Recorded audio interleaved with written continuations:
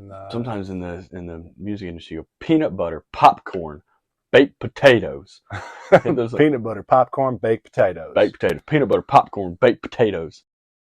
Sometimes life is like this dark tunnel.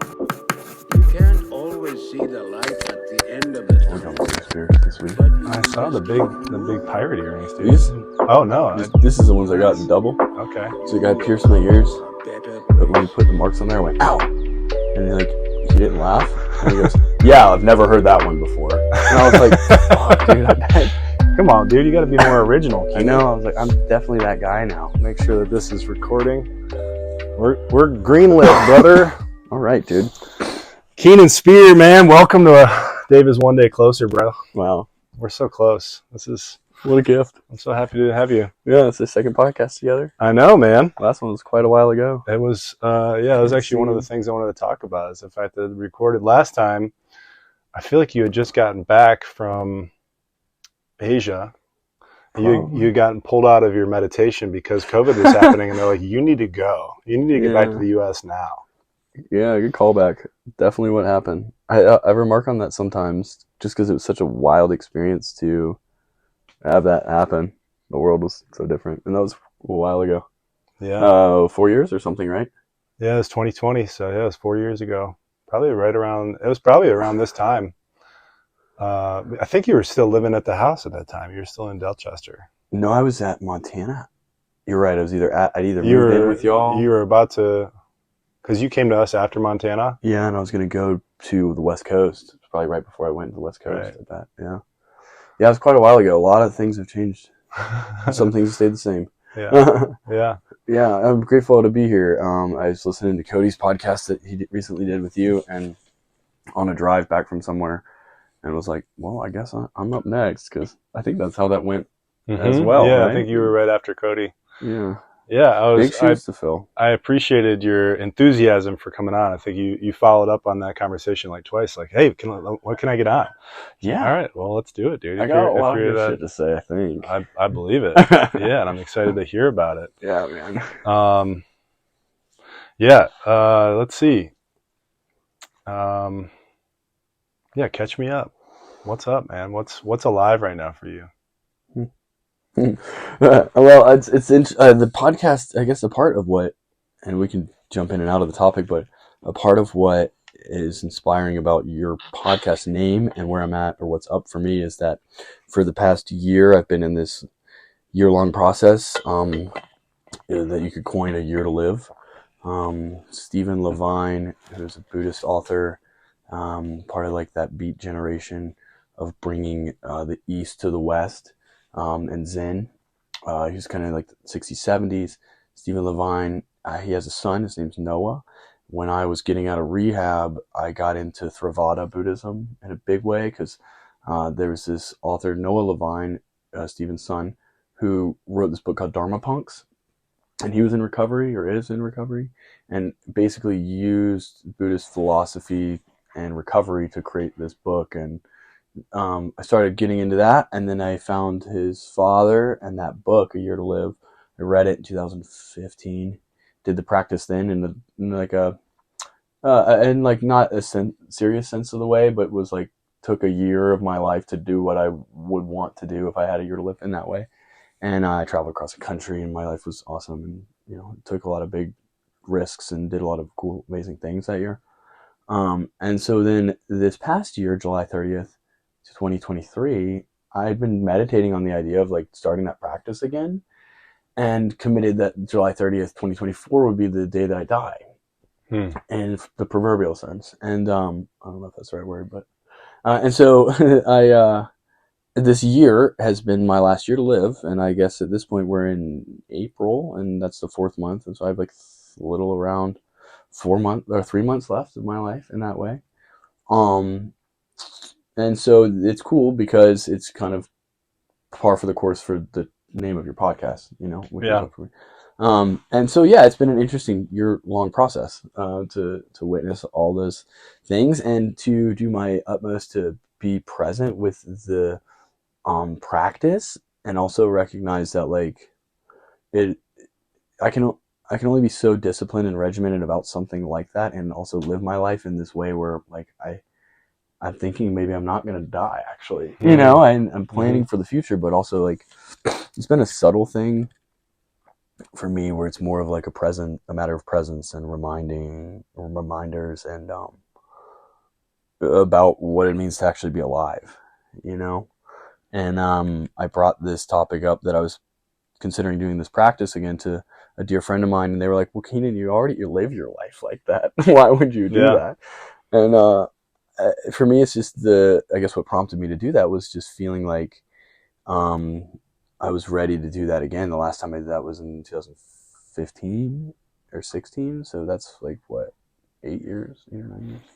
I'm curious, in that first round of doing it in 15 or 16, what was a big takeaway? What was something that you got from that experience of that practice in pushing yourself? What's something that you did that you might not have otherwise done, or something that kind of came through? You're like, holy shit, this wouldn't have happened if I hadn't done this practice. Yeah, the two big takeaways from that I remember clearly that are easy to grasp are, at that time in my life, I basically sold everything I had, but the few belongings I did have, into a storage unit. I had a pickup truck that I sold and bought a 2005 Honda Odyssey minivan, and I drove across the country with a friend of mine and landed in California, and my car broke down on the way. And when I got to California in Mount Shasta, I had $300 to my name. And I remember really clearly being in this point where I was like, I don't have enough money. I had support. I knew I could call on my family or friends, but I was really living like, I got this radical self-reliance. Like I can do this, you know, this like coming of age kind of way. Because I was in my early 20s and maybe 20 or 21. And I remember thinking like, I got to make it, you know? And so basically I just lived with very minimal things. We got on food stamps. We were picking grapes for, I think we got paid $1 every 5-gallon bucket that we filled with these grapes. I'd do 50 buckets a day on this grape farm. We did other little odd jobs. And what I took away from that year, which a lot of that happened in the latter part of the year, was that, because that ended for me at that time in October of that year. And I was like reckless abandonment, but total trust in the process. Because I knew I was like, fuck, I'm like really, you know, rough in it in some regards, but I had so much faith. There's this like lyric, it was walk by faith, not by sight. Maybe it's even a biblical reference. And I was doing that. Like, I was just like trusting that things would work out, and things really did. Like, we were hitchhiking and someone picked us up. They took us to this farm. That was a shit show. And then someone else found us and was like, you can come work on my farm. And we were doing ganja work, and I experienced some very horrible things, but also some very amazing things. And then the final day of that year, that day, one of my really good friends overdosed. At that time, it was heroin still, or some iteration of an opiate. The day I was supposed to die, my mom called me and was like, hey, you know, so-and-so just died. So those were the two big things, was that I like really let go into faith, and also that someone I really cared about and knew had actually perished. And it was like those two elements for me that were like big things, where it was like, whoa, this is a great way to live, just trusting and knowing that not like this woo-woo, like manifest things are going to work out thing, but like really like knowing, a deep knowing. And also like, oh my gosh, like life is actually that, you know, delicate. And that friend of mine left his daughter, a young daughter, she was only a year old, behind to be raised a father. And yeah, so it was like, those were big things for me at that time. Yeah, and still are, like, thinking back to that, and bless his life, you know. What was his name? His name was Trent. Trent. Yeah, bless your life, bro. Any idea how his daughter's doing?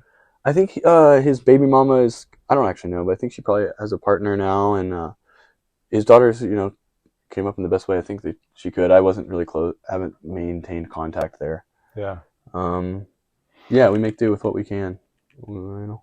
that idea of faith is something that I think I spoke about in one of my solo podcasts earlier this year. It's just like it's a surrender, because there is like maybe a deep knowing, which I think is the idea of faith. I like how close we are. Comfy here. But it's like, in order to cultivate a sense of faith, we have to step into that which we can't predict. Mm-hmm. And so I have to walk through the doorway into the unknown in order to be rewarded and thus further develop my sense of faith that I'm being held. Mm-hmm. Yeah, there's a lot of like surrender, I think, in faith. Yeah. And I think there's an interesting part to that, because when it's authentic, when I'm not like surrendering in my ego, but I'm surrendering in like this authentic way of like, then you can really, it's tangible, the experience that you have. It just it's more of a happening. There's like action, I think, put forward, but it's more just like witnessing, which is a part of that presence, which is recognizing those things that are happening. And that's been a part of my journey this year in this practice I'm doing again. Is like the biggest key thing for me in this practice has been presence, which shows up in a lot of forms, because there's a lot of ways to be present, and there's a lot of I'm a very high energy, quick moving, excited person. What? I know, it's hard to believe. For those of you out there listening, you know me well. It's true. So with that, there is a unique type of presence that I feel I possess, which is the ability to move quickly and witness as much as I can in that motion. Because I've gotten feedback before of like, you move too quick. You're not present enough. You're not still enough. You're not slow enough. And I think there's a real beauty in slowing down, and I'm also learning that as well. And I also think there is a level of presence that I can possess through my rate of motion, because it's like, I really love the analogy. I don't ride motorcycles anymore, but when I was riding a lot, I'd be going 100 miles an hour down the freeway. And when you're ripping that fast, watching the asphalt move below your feet, you don't have the time to overthink something, because you'll kill yourself. If you hit the wrong pothole or divot in the road or a large rock or something, and it throws you into the concrete embankment, you're going to die. You know, and it's at that moment where there's so much bliss, because you don't have time to overthink. You just like eyes wide open, you're absorbing all the things that are coming in. Yeah. Quick intervals to and I like that. You're on the edge, and when you're that close to the possibility of death, you're also feeling the most alive.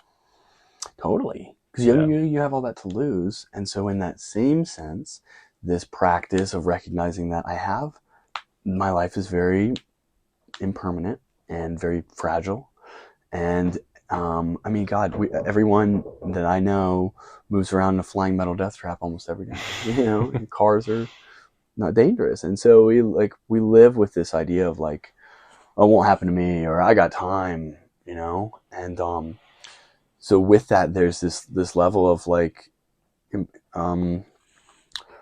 recognizing that things are impermanent. Yeah. You know, nothing lasts forever. Speaking of like stepping into the unknown and pushing ourselves to do something that might feel uncomfortable, I know that you just took this journey south. You want to talk about that at all? The Vision Quest is what you're referring to? Yeah, totally.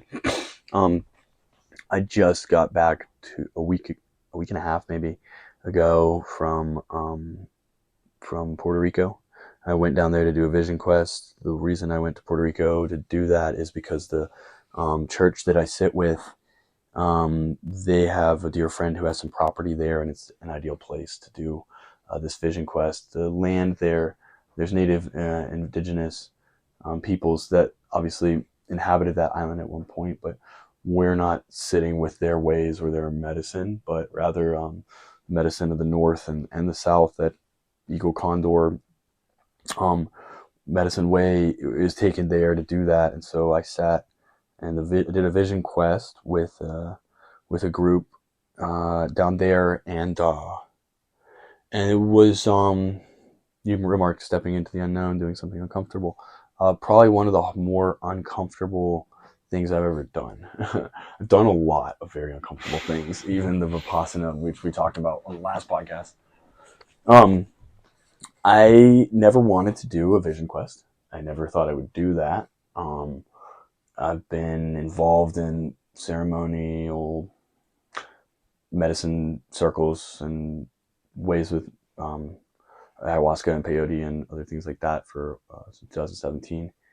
And I've been somewhat privy to Vision Quest. I've been actually to that property and supported a dear brother of mine doing his Vision Quest, which is a requirement or maybe a prerequisite to quest yourself in their way. And I was like, yeah, it's not for me. Like, don't want to go do that. And I also sit in Sweat Lodge, and I sat in a lodge 3 different times, and each one of those times I had this, like, a voice. I'm not very, I don't see myself as a psychic person or someone in that kind of way, but and it was so clear to me those times that I heard this voice say, you're going to do a Vision Quest. The first 2 times I said, no. And then the last time, that 3rd time, there's like in that numerology kind of way, I was like, okay, I guess I'll go do that. Like, you know, and sometimes when I feel something's really called, it's a matter of doing. I'm part of faith. And so I feel in a way that it's dangerous not to listen sometimes. And so for me, I felt in hearing that voice, whether it's my own part of my subconscious or an outside energy or creator or whatever, higher consciousness, I said, all right, I got to do this. If I don't do this, it's not good, you know. So I reached out to that church and said, hey, I want to go participate in this. And yeah, me and Cody, my dear brother, best friend, he went down there to support me in that. Bless your life, Cody. And yeah, one of the harder things I've done, just to sit alone with no food, no water, and no spoken word for 4 days and 4 nights. But also just like it's an interesting thing because I'm still processing a lot of that experience. But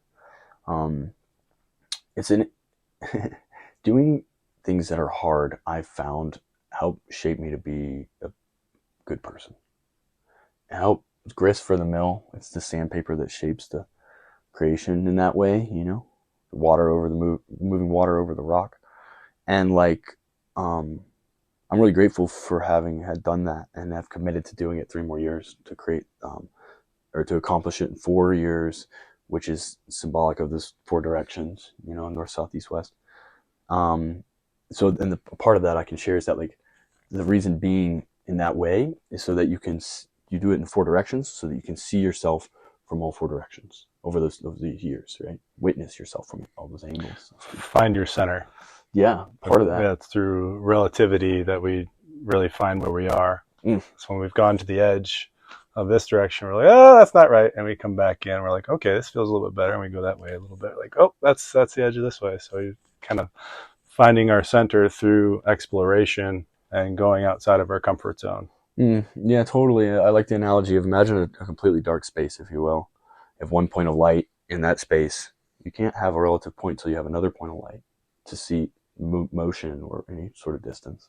Same with this, you know, those 4 quadrants, 4 directions like that. So, yeah, it's interesting to see my mind.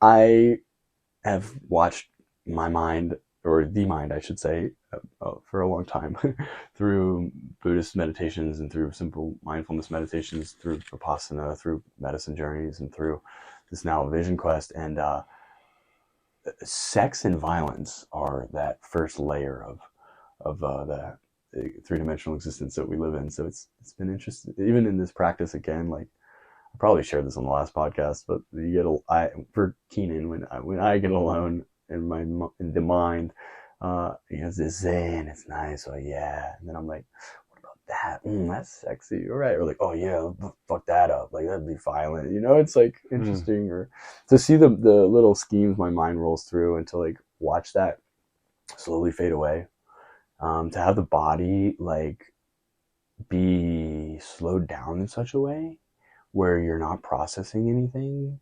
So then it starts to go all up into the cerebral way, and then to see that start to just slowly dissipate out. Also to be like so just battered with, there's this, just to be so battered with the mind, like to be sitting there trying with my utmost to stay in a present state of mind and focused on a prayer, and just be constantly bombarded with anything and everything that the mind is willing to try to remove one from their own presence. And the beauty I found is watching the mind's reel of like, and laughing like, oh yeah, you're trying to take me away there.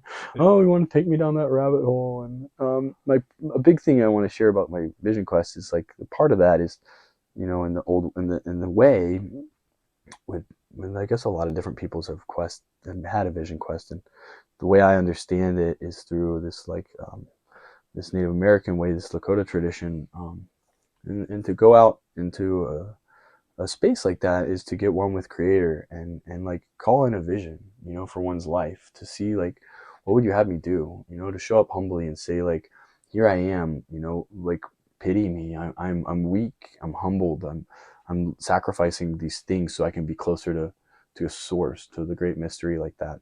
And so a big part of that too is coming in with a lot of prayer, and that way we encompassed ourselves with 408 prayer ties, 101 in each of the directions, and then 3 for the earth, the water, and the spirit. Each one of those is a piece of fabric in a color, black, red, white, and yellow, for those 4 directions, with a little tobacco in it, twisted, encompass you. And a lot of my prayer has become a really big thing for me in my life, because I recognize that this past year, part of this dying process has been honing in my prayer. Like, what does it mean to pray? What am I praying for? I took time to really articulate my prayers and express upon them in a written way what prayers I have, and then taking those prayers into this ceremonial space. And so that was a big thing for me, was to just focus when I get lost in the mechanisms of the mind, to come back to that center, which is that prayer piece, which is part of that surrender piece, which is part of that manifest piece, to, call in those things. Because I'm not a religious person by any means, but I recognize that the power of prayer is real, because I've seen it come to life. I've seen prayers actually become things in my life. So I pray a lot for the water, that we can all have clean drinking water, that all people can have clean water. I pray for the children, of all ages, big kids, little kids, every one of those. And I pray for the parents and those children without a home. I pray for those in prison, those who are in prison in their mind and behind bars. I pray for this earth, and for no more war. And I pray for strength, and I pray that all can have love and feel love. I think we pray a prayer like that, for all those people out there who never felt love before, they all get to feel that. And then a couple other things like that. And prayer is real, and my prayer has moved into this space of like, not like help me get this or help me through this, because that happens, but mostly like, what do I want to see in the world, and what matters to me, and like, water and stuff like that, and the children, and like, people who are in prison, and like ourselves, and love and health and healing and strength is like what I think we need more of. So those are a lot of my prayers, I can get on board with all that. Thanks for sharing. Yeah, it's good like that, man. And in the same vein, some of those prayers I'll share that I'm talking now with you about the power of manifestation, seeing prayers come to reality. And one of those things I can express that's real and present and is actualized in my life is, and something I'm very passionate about this time in my life, is that prayer for those who are incarcerated. And several months ago, a part of this, we're really getting in a good way with this. I see this podcast. A couple months ago, as a part of recognizing that I only have so much time left in my life to live, I realized that a life worth living is a life in service. And I have to help people. And so a part of my prayer became, who do I serve?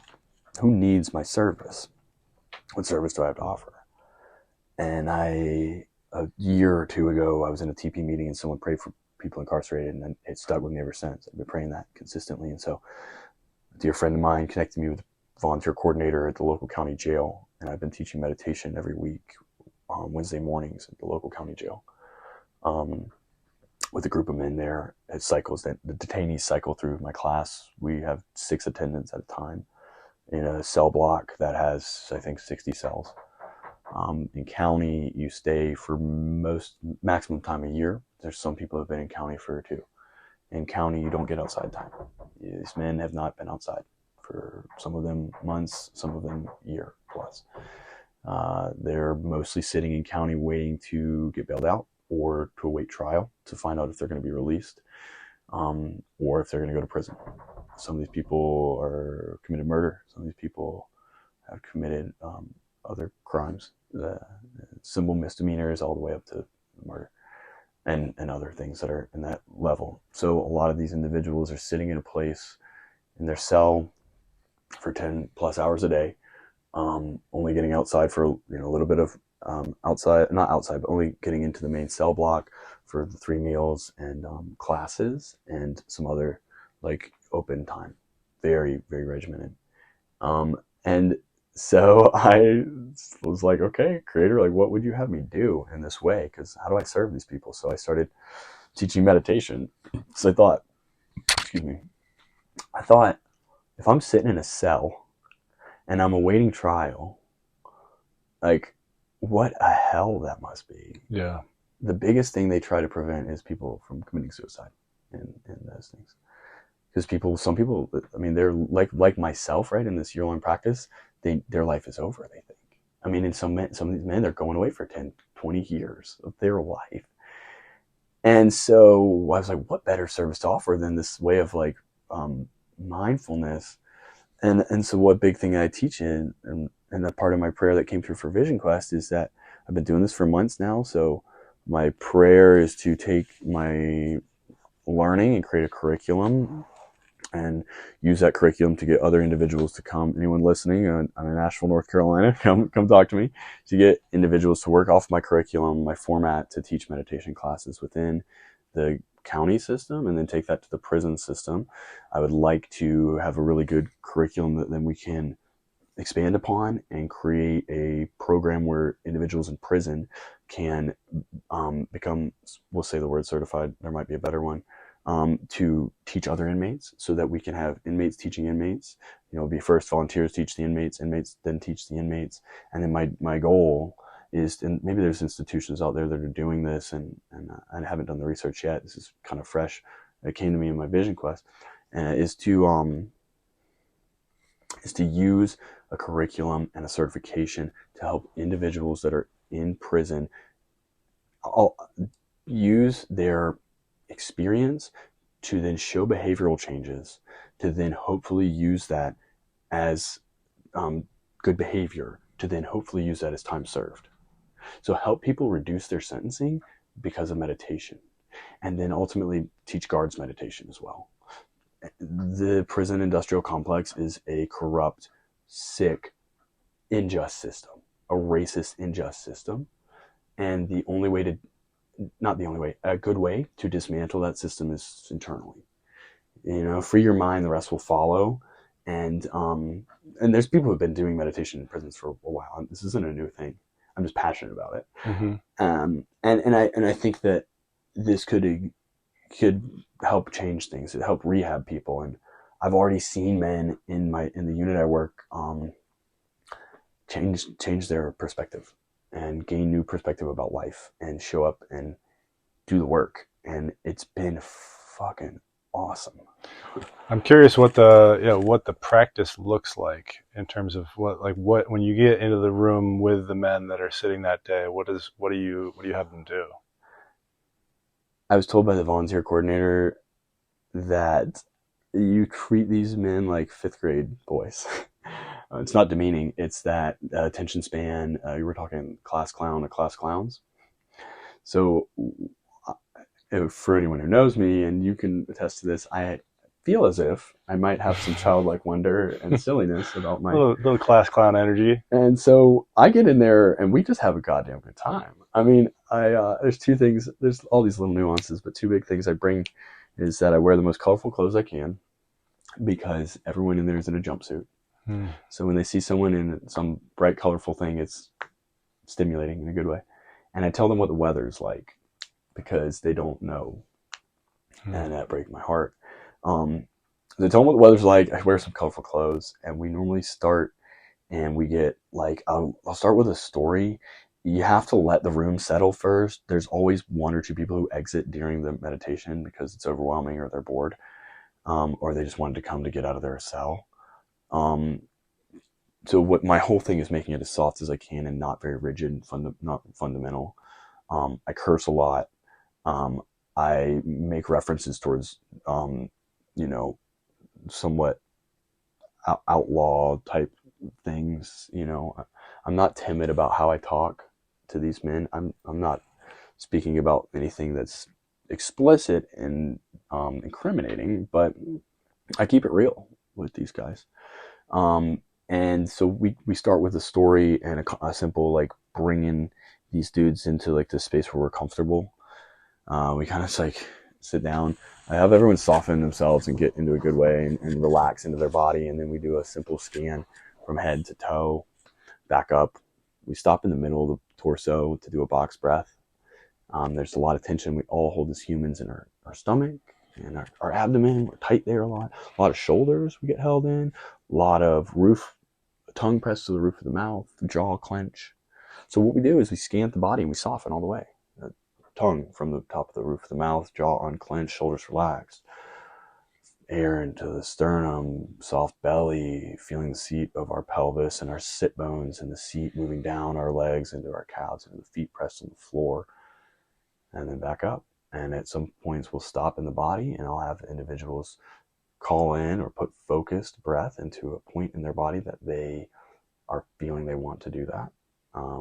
That ranges from fingertips to toes to neck to every individual, so people can have their own thing that they're tapping into. We come back out the top of the body and we send the energy right out the top of our head. And I keep it classy and classy. I keep it trashy. I mean, if I feel the room is starting to get, I keep my eyes closed the whole time, and some detainees do, some don't because of obvious reasons, comfortability, vulnerability, safety. And so if you bring it to the sidebar, if you bring a pencil in there, you have to make sure you collect them all. It's that kind of vibe, you know, or a pen. So anyway, like. If I feel the room is starting to get jittery or whatever, I can pick up on it and I'll say, you know, something like, all right, we're in our fucking sternum right now. If you don't want to focus, you don't have to, but be respectful for other people. And then some people, all right, let's fucking get back to it, boys. Come on. All right, here we are. And then I'll play with the energy. That's where that's going to be a hard thing to articulate to individuals, but I can help people learn that way. But I keep it like, if the room is getting in the jittery and stuff, then we'll make it silly and soft and make it clear, and then we'll slowly pull it back and get it back. Or when we heighten the breath and make them shorter intervals of breath, you know, where it's easier to focus because we're not doing these big long breaths. So there's this play to it. And then we finish, and then we have an open discussion about whatever the fuck they want to talk about, which is always so funny. And then we do the end of the class. I've traditionally done, what do you want to let go of? What are you looking forward to? And what are you grateful for? Which is just this thing of like, what it's grounding, right? But a lot of these guys, their biggest setback there is, I don't know what's happening next. I don't know if I'm going to jail. I don't know if I'm getting out. I don't know if I'm going to prison. I don't know how I'm going to prison. Some people claim they're innocent. Some people know that they're not. So it's a lot of future thought, and then a lot of past. What did I do? Why did I do that? Why am I here? And it's cool because it's like, that's all of us, really. It's just these guys have a different circumstance and they're confined. But every one of us human beings, as far as I understand it, or have witnessed, are kind of in the past or in the future. And sometimes we're in the present. What's happening next? Where am I going to go? And that's what I've ultimately, circling it back to this year of my life, is that none of that fucking matters. What's happened yesterday or where I'm going tomorrow. And it comes in that faith piece where it's like, I know that things are going to be okay, and when they're not okay, that's also just how that is, and we're going to move through it, you know. But dwelling and sitting on either of those things, which I've done tons of in my life, it creates this intense suffering. Mm-hmm. That gets, you know, I see a lot of us humans get really caught up in who we think we are. And who we think we are. And who we think we are. And I can say for myself that I don't really take myself that seriously.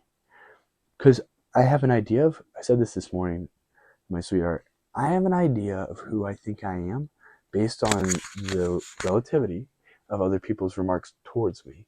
You're this, you're that. I love that you're that. This is the thing you do that's annoying. This is the thing you do that's great. So I have this relative idea of who I think I am based off of what people express to me. And I really appreciate when people, I'm a Leo, so I love the fucking compliments, but I also appreciate the feedback because it allows me to have these frames of reference for how I show up in the world. But ultimately, I'm just a meat sack that's dying. I'm putrid fluids and meat that is slowly, at least in this fleshy form. Yeah. Oh. That's one of the many things that I adore about you is how comfortably you shift form. I've seen you when I've seen you out in social settings, or anytime I see you, you're rocking a different vibe. You got a different haircut, different facial hair. Like you play with form a lot.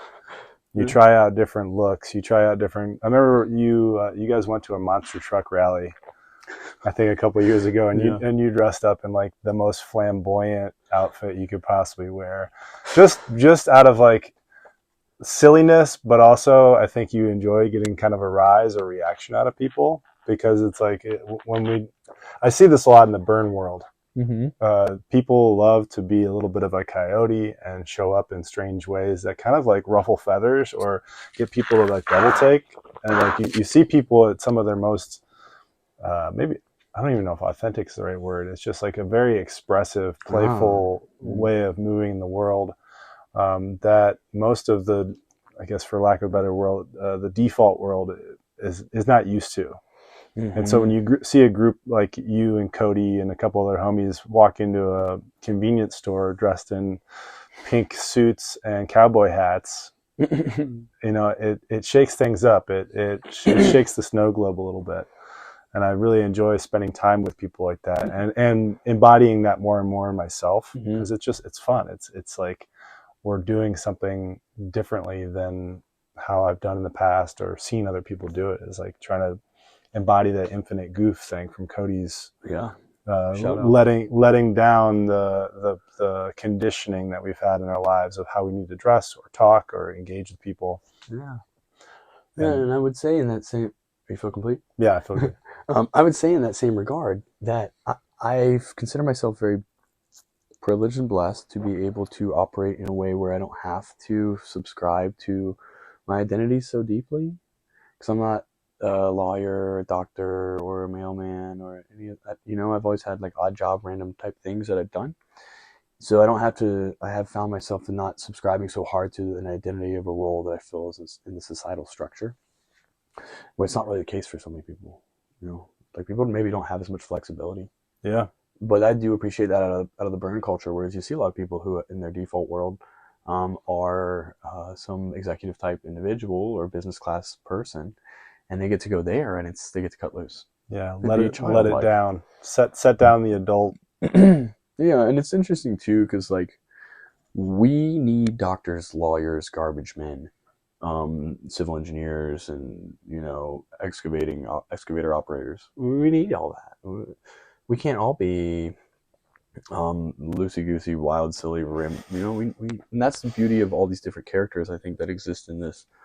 I don't even know what to call it. Life, this experience, this reality, shared reality. Yeah, is that we need every part of every piece, and like I have a lot of appreciation and gratitude for all the different ways that humans get to show up. Even someone that's harsh, because we need that too. As confusing as it might be, you know. That's the grit that you're talking about. The thing that helps shape us is like the characters in our life that show up that we're like, fuck that guy. Like I really didn't like that person at all, and they made my life really fucking challenging. And we learn from it, and we grow from it, and it helps us find our center when we find something that doesn't feel good in relationship or experience. Yeah, we need that. We need people that challenge us.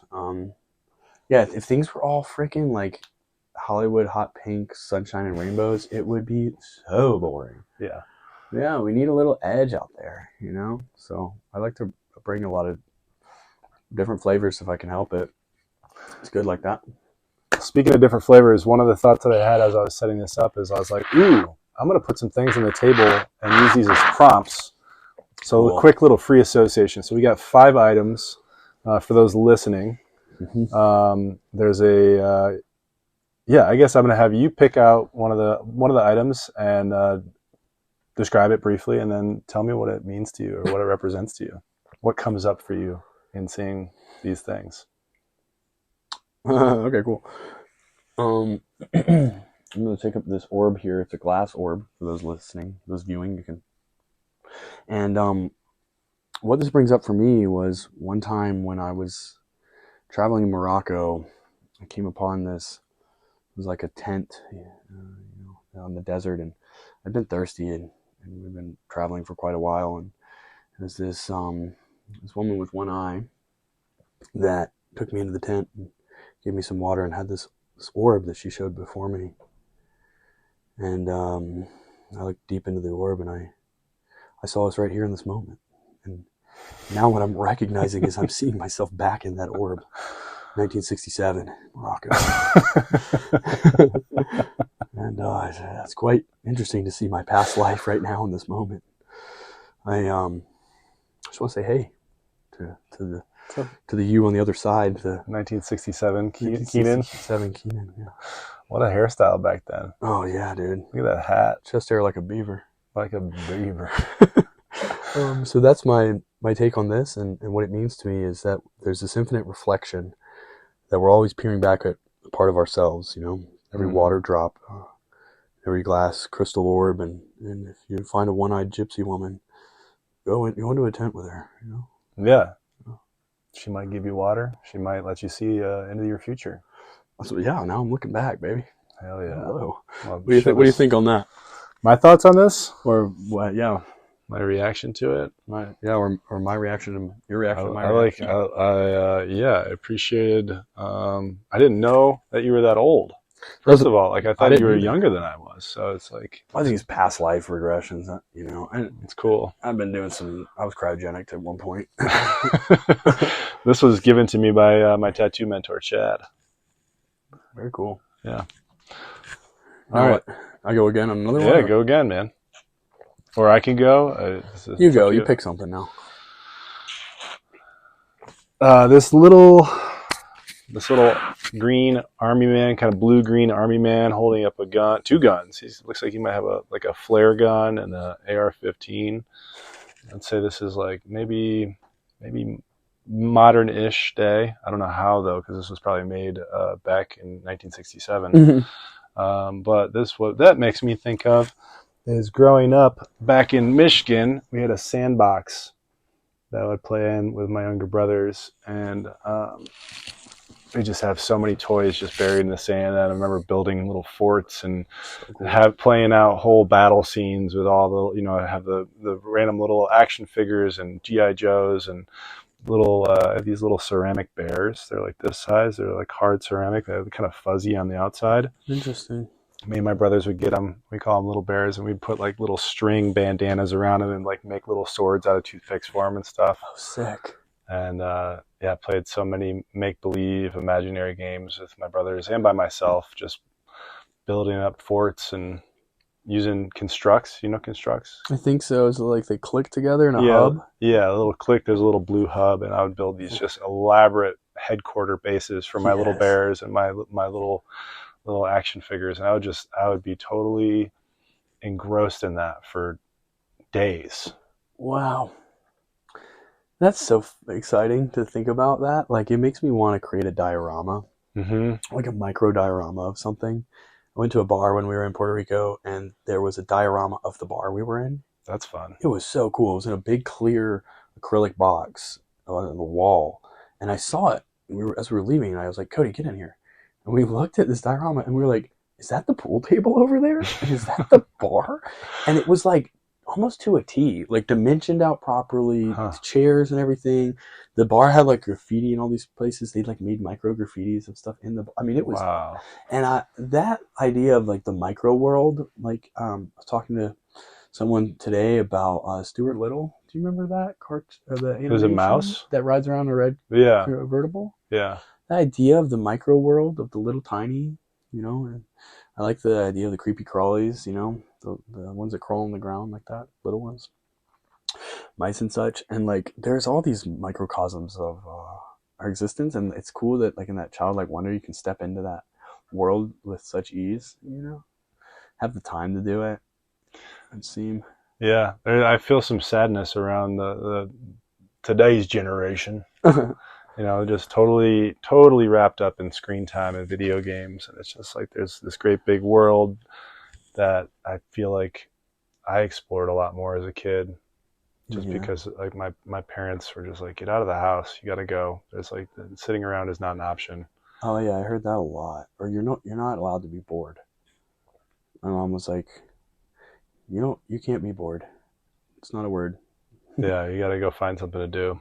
Yeah, dude. And we did a lot of stuff. I played games in the woods. We played war a lot in the woods, My dad, such a really sweet gift. He made us guns out of pieces of wood, like 2x6s, and like draw the silhouette of a gun and cut it out and spray paint it black. And so we would like run around the woods and play guns and had headquarters and capture the flag and like all these things. Yeah. It's good to be outside like that. My best friend growing up, Armando, and he'd come and spend the night a lot on like a Friday night after school, and he'd stay over through Saturday and go home on Sunday. But Saturday morning, we'd wake up and pack food and some water, and we would just fuck off into the woods around Ann Arbor and just like get lost in the woods and kind of circle around Ann Arbor on the outskirts and stay in the woods until we decided we wanted to go home. And then we'd like make our way back into the city and like figure out where we were and then like just walk all the way home. Yeah, dude. Do you ride bikes a lot? Yeah. We did too. That was like the thing. Like when I got to the point where I was old enough that my folks felt comfortable with me going on like extended bike rides. I remember the first really long extended bike ride I ever did. I went from my house to my grandmother's house.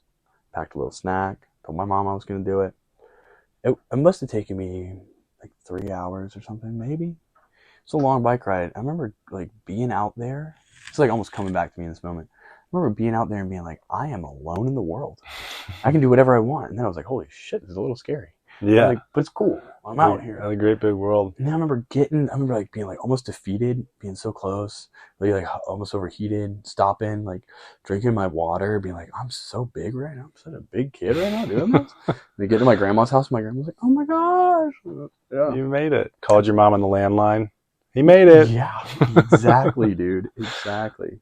Yeah, I had a similar experience the first time I got to drive a car without a chaperone. When I was like, I had my driver's permit and I didn't need a parent in the car.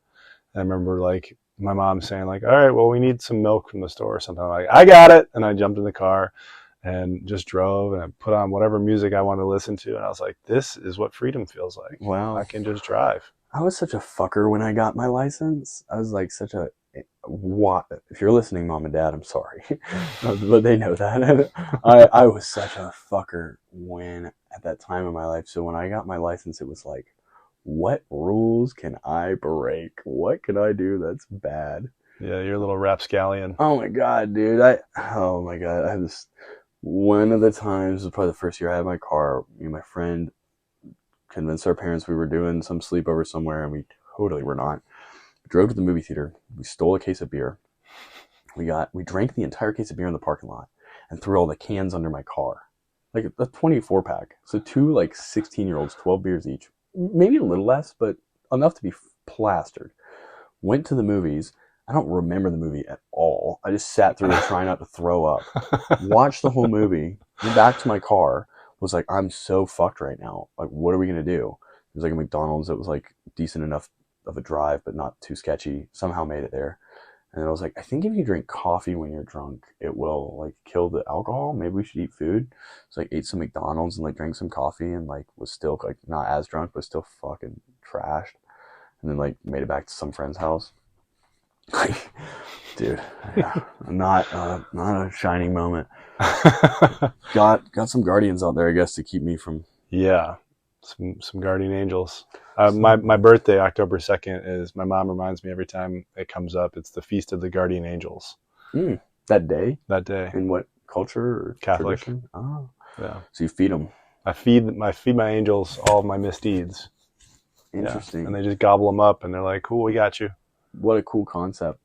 Yeah. I think that should exist. Like, I've gotten away with a lot of things in my life, and Yeah. All the times things could have gone wrong. a lot. It makes me, the idea of determinism based on like that thought process, which is like maybe we're here for a purpose, or like our path is laid out. I don't know how much I lend merit to that thought, but it is cute to think that kind of way, like I'm here for a reason, and like maybe I didn't get got then because I have something I have to do. Yeah. I guess I don't really subscribe entirely to it, because it puts a lot of emphasis on this like future thing, which I think more of like I spoke in the TP when I was in Puerto Rico about, I think, the purpose of, I read on a log one time when I was a kid. We were walking through the woods and we were smoking weed, and we saw this log that someone had graffitied on randomly, like in a deep spot in the woods, and they wrote, "The purpose of life is a life with purpose." That's what they wrote on this log. It's like this little like alcove area where we would smoke pot, and I can't believe I just said pot. And so devil's cabbage. Yeah, Satan salad. And I remember reading that and being like, wow, that's pretty interesting. So fast forward to like 2 weeks ago, I was in the TP, and I got the opportunity to express myself, and I said that I think the purpose of life is a life worth purpose, and I would be willing to wager that that purpose was presence. And why am I going this direction? Because of the idea of determinism, because the idea of like, what's the purpose in life, or why am I here on earth? And to circle it back, like, I think a part of my year-long process is that I'm here for presence, to just show up the utmost that I can in every aspect of all the things I'm doing, all the emotions I'm feeling, all the things that I'm experiencing, to do service to like what it is to actually be alive and uptaking information and seeing things and experiencing things. That feels very purposeful, to just be there. And then I think this great unraveling just happens, of that exact thing. It's one of the things that I've enjoyed about that first round of podcasts, the Life's a Trip that I did, that you were on originally, and now this thing, the One Day Closer, is it's an opportunity to document that presence and this moment in our lives that we're navigating together, and check in and be like, yeah, this is really present for me. I'm working on this thing. I'm excited about this thing. I'm putting my energy into this. And it's a joy to get to do it with you. Thanks, bro. Yeah, we're marking this. This is like a moment, Right. It's just here right now. Right. Yeah, it's pretty cool. And who knows what'll come tomorrow. Like it's not really possible. We can anticipate it. We can try to plan for it and prepare for it. But at the end of the day, it's like, yeah, and life is such a gift. Like it's there's so many aspects to being a human, and I'm not trying to what's the word? I'm not trying I come from this place of my life experience and having a good life, and having been born in the United States, and born in a way where I grew up in a good way with a good family that was sustainable and had abundance and was supported. So I have that perspective, but life is such a gift no matter how you look at it, even in the hard things, and like, what a gift to like be able to be alive. And it's a good thing to be able to say that and feel that way, because my life's been hard at times, and like, I know even in those moments, like, I like it makes me full of energy to like remember, like, it's good. You got this life. Like, it's good. It's good, dude. Like, you're alive. I want everyone to feel that if I can help it some way. Man, like that. Yeah, it's good like that. Pick another one. I want to go for this mushroom and then talk about a time I ate psilocybin. So okay, let me think about that. One of the times. Yeah. Yeah. I mean, there's probably plenty. So let me I haven't had a ton of. I don't really particularly. If I were to pick a hallucinogenic that I would prefer it over any of the other ones, it would probably be lysergic acid, but LSD. But I like psilocybin for the most part. I don't really journey with it so much because it's kind of intense for me. Same. Yeah, not my Yeah. flavor. It's oftentimes a little bit more of a challenging experience. Yeah. Than like, ooh, we're having fun. Yeah, and so that's the story I'll tell, which is I took these tiny little mushrooms one time and went to a party with my partner at the time. We were at this party, and I was not really comfortable. I was like very, very, very elevated. And I remember sitting around this fire. There's a lot of my friends were there, and I lost the ability to speak. And people kept coming up to me because I was just lost. I was just sitting there staring at the fire, like completely empty, and I couldn't talk. So people kept coming up to me and asking me if I was all right, and I wouldn't say anything, and I just looked really concerned. And people were like, "Are you okay? Are you okay?" And I was like, I couldn't. And then my partner came up and she was like, "Are you all right?" And I was like, "No, I'm not okay." And she was like, "What do you need right now?" And I was like, "I need to leave. I'm ready to go home." And she was like, "Okay, let's get in the fucking car." They get me in the car. I'm like walking like a dead man, like just barely make it to the car. I don't remember the car ride. And I get home. I lay down on the floor. She looks at me. She's like, "What the hell is going on with you?" And I closed my eyes and I went, "I can't see." And she goes, "Your eyes are closed." And I went, "I'm blind." And she went, "You're not blind. You just have your eyes closed." And I was like, I don't think I'm ever going to see again. Because it was like this weird thing where like I lost the ability to talk, but then when I closed my eyes, I could talk again, but I couldn't see. And I was like, "I think I'm blind." And she was like, "You're not blind. You're not blind." Oh my God. And I was like, "I don't think I can open my eyes." And she was like, "You don't have to open your eyes. You're fine. Just be here. Just deal with it." I don't remember what my like grand aha takeaway was from that, but that is the story that comes to mind when I hold this totem mushroom thing. Mushrooms are cool. Not my total flavor, but I'm grateful that they exist. Yeah, I've been excited watching over the last like decade or so the movement, a societal movement and wave towards therapeutic use of psilocybin, MDMA, ketamine, all those things, and I'm excited about the wave of healing that I think will is unfolding right now in the world. I agree 100%, and I think that it's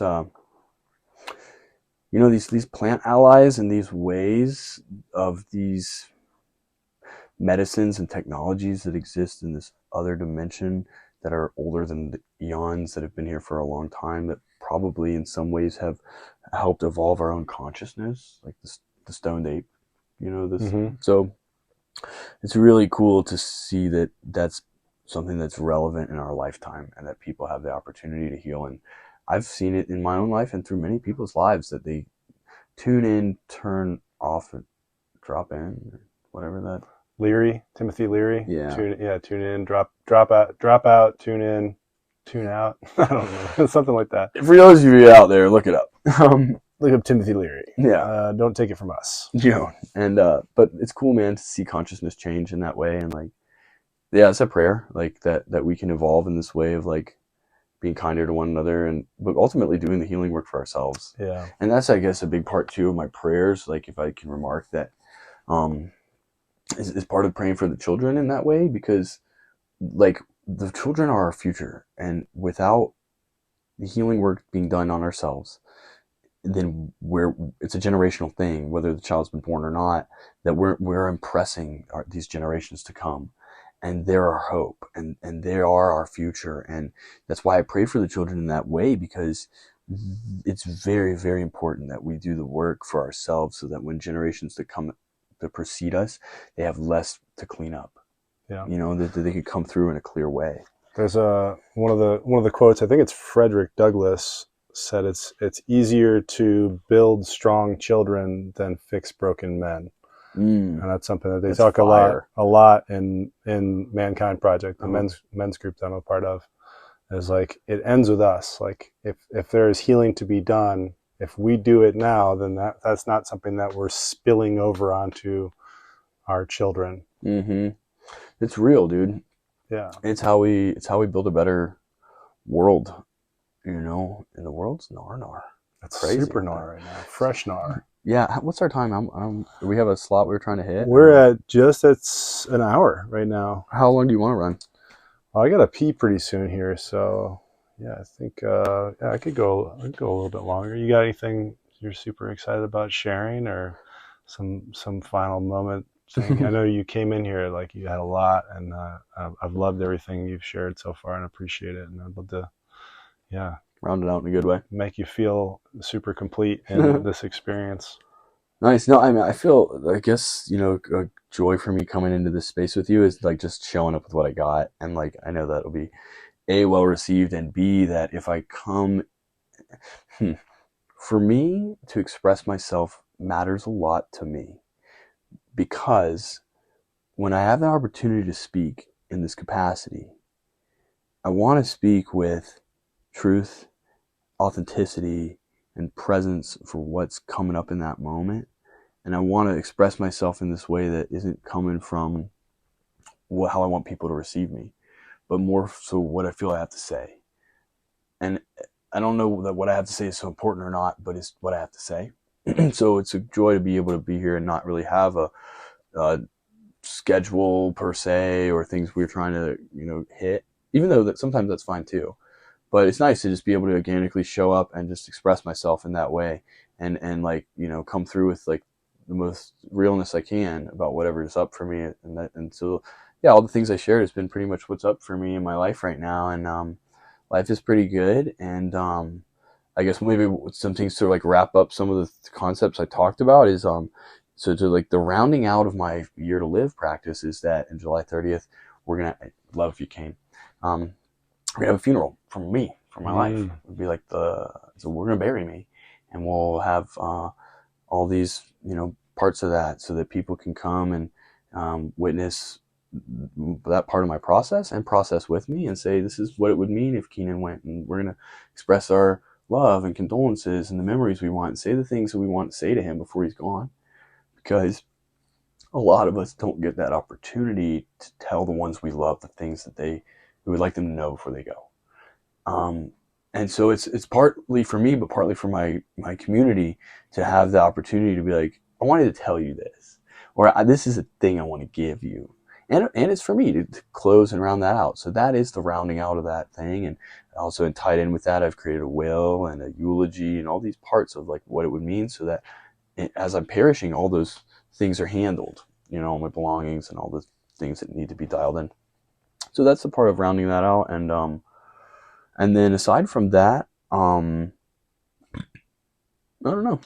But that's probably like, yeah, that's like what I felt I needed to express to close that thing that we opened. But yeah, aside from that, it's been a joy to be here. And I wish I had like some funny or slapstick things to say at the moment, but I feel that I've came from a silly yet serious place, which is good, keep it like that. Yeah, this is exactly what I had hoped for. It's just a connection and an opportunity to drop in with you. And yeah, the nature of what you're talking about is just like showing up, and the awareness that people are watching or listening, and they're going to perceive us in some way. Mm-hmm. We can only do so much to determine that, but what we can really focus on is just doing it in an authentic way, expressing ourselves. And that's why I'm doing this. That's the number one reason I want to do that, is because there's energy inside of me, and clearly energy inside of you, that wants to get out, and I want to create that space for it to happen.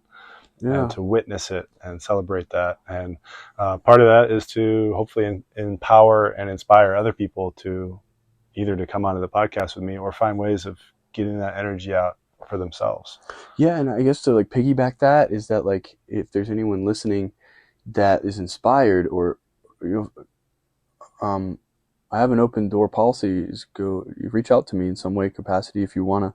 If something I said hit you in a way and you're curious about more, and also for anyone listening, like, or watching, or either, don't take your life so seriously, and like love yourself, and make sure to take time to tell those people in your life that you love them, and make sure to take time to feel the wind across your face, and to feel the water, when you wash your hands, and be really present with those dishes that you wash, when you're washing those dishes, and like make sure to be kind to other people, and like in some of my darkest days, the thing I recognized in myself is that when I would go into convenience stores, I would not look at people in the eye, and I would be very somber, and like it matters how we show up to the world, so like show up to the world in a good way when you can do it.